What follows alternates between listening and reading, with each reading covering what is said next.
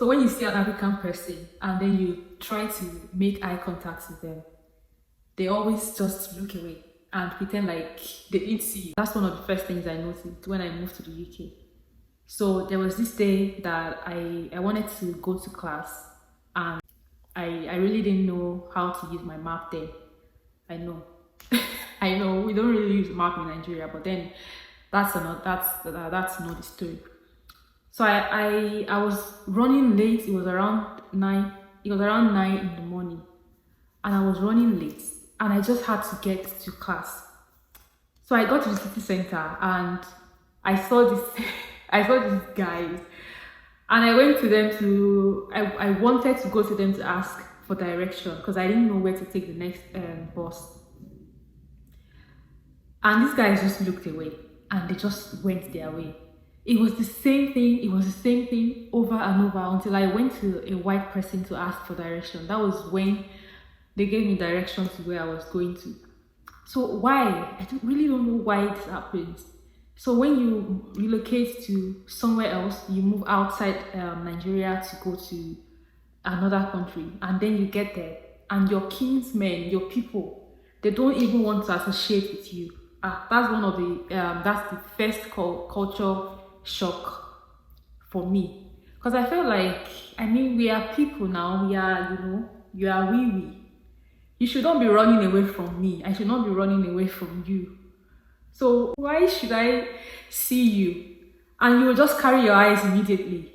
Why should I want to come and say hello to you and you just like take the next exit? Why? It's not like this with other people. Anyway, I realized that if I need help, fast help, I know where to go. I don't even bother to go to my people. I mean, like, my people, the people that we share the same skin, the same everything. It's just funny to me, but then that's by the way. Then the second culture shock that I had was in class. The first time I met my professors, oh my god, I almost knelt down to greet them. I didn't kneel down, but you know how we bend our head to greet elderly people that you know that are older than you, or they hold a certain position of authority, and you just want to respect them. That was what I did. I like bowed my head to say hello to one of the professors, one of my lecturers, and then she was taken aback. She looked at me like, what is this? What are you doing? I mean, why are you bowing your head to say hello to me? I know I shouldn't have done that, but as a Yoruba girl, you have to be respectful, right? You have to show respect to elderly people. If you don't kneel down, you bow your head. That was what I did. And then she called me and said that, oh, you don't have to respect me. You don't even have to call me by my name. And then that's the other thing that I noticed. So how you hold your lecturers, like you carry them like they are eggs and you don't want them to fall. It's just very different. It's very different. When I moved to the UK, I moved right from UI, University of Ibadan, to my school. That's a University of the West of Scotland. So it was like coming from two different places. Back then in UI, it was different. So you have your lecturers, you can't just go to them. They are not accessible to you. Just a few of them was accessible. I mean, about one or two of them was really accessible that you can go to and they can really talk to you and chat with you one-on-one. So I felt like it was going to be the same. I kind of held back and I really didn't want to go and meet my lecturers and just start talking to them, When you need help, you're kind of reluctant to go and meet them for help. That was the mentality I had. Then. Because in CLA, for those that went to University of Ibadan, CLA department, you can't just go and meet a lecturer like that. You can't just go and call a lecturer by their name. There was even one of our lecturers that we are really close to. I mean, he's a guy person. You can't even call him by his name. I just carried this thing with me, and I carried it with me to my school, and then to my professors, to my lecturers, and everyone. So I was respecting them. I was calling them by, I was like, not like Mr. So and so, but how you would put their maybe professor something before their name, before you call them. And then you're not free with them and all of them. It was like this with me until they called me and told me that I just want you to be free with me. You have to talk to me. If there's something you don't understand, feel free to come and see me. Feel free to come and see me. Just send me a message anytime. And I was like, hey, wow, seriously. It's just different. The school system, the system is just very different. It's just really different. I mean, to even get a transcript from one of my lecturers, it was bad. It was really bad. When I was going to apply for my master's program, I needed a reference letter from one of my lecturers, and I started to run and chase all these lecturers around like, I was in your class, you taught me. Why can you not give me reference letter? Why do I have to chase you? Why do I have to run after you before you can give me a reference letter? You were even my supervisor.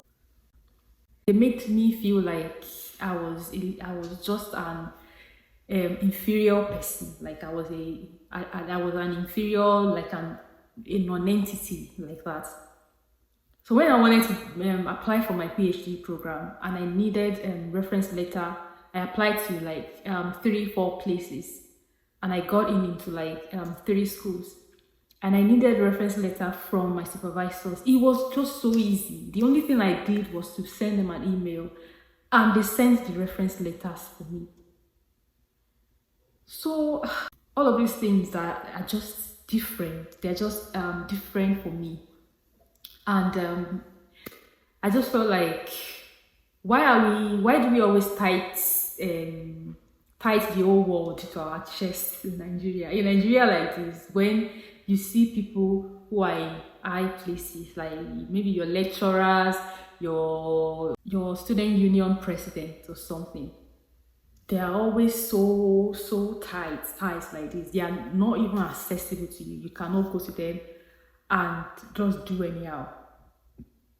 You can't go to them and do anyhow. Yeah, calling people by their names has to be the biggest one for me, to be honest.